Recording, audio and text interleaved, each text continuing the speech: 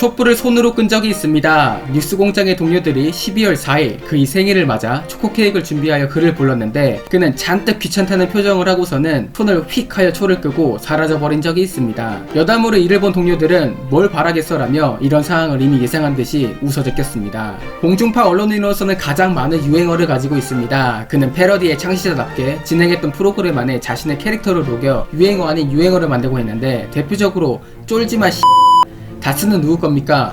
쪽팔리게 살지 말자가 있다고 합니다.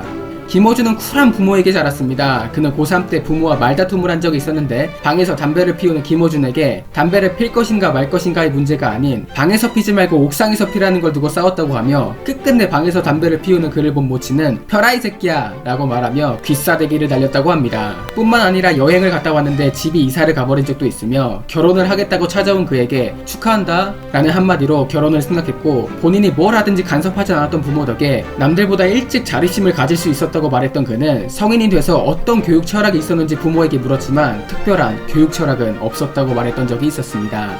비누로 감은 듯한 머릿결, 덥수룩한 수염으로 현재는 동네 아저씨 같은 이미지이지만 학창시절 테리우스라는 별명을 가진 엄친아였습니다. 중학교 시절 키는 이미 180이었고 잘생긴 얼굴에다가 미국에서 한국으로 돌아와 본 첫 시험에서 전교 1등을 해버렸다고 합니다. 계란빵 장사를 할 뻔했습니다. 그가 운영했던 여행사가 IF로 망해버리고 다음 사업으로 계란빵 체인 사업을 생각하여 준비했다고 했는데 계절이 따뜻하여 시간이 남게 되자 진짜 별뜻 없이 재미로 딴지일보를 만들게 됐고 사이트가 대박이 터져 계란빵의 체인의 꿈은 접었다고 합니다. 1998년 사회의 인터넷이 점차 확산이 되면서 대박이 터진 딴지일보로 한국의 전치 패러디를 처음으로 대중화시켰습니다. 김호준은 사이트 창간 선언문에서 한국 농담을 능가하며 B급 오락영화 수준을 지향하는 초절정 하이코미디 시니컬 패러디 황색 사이비 사이버 루머 저널을 지향한다고 했는데 솔직히 무슨 말인지는 지금도 모르겠습니다.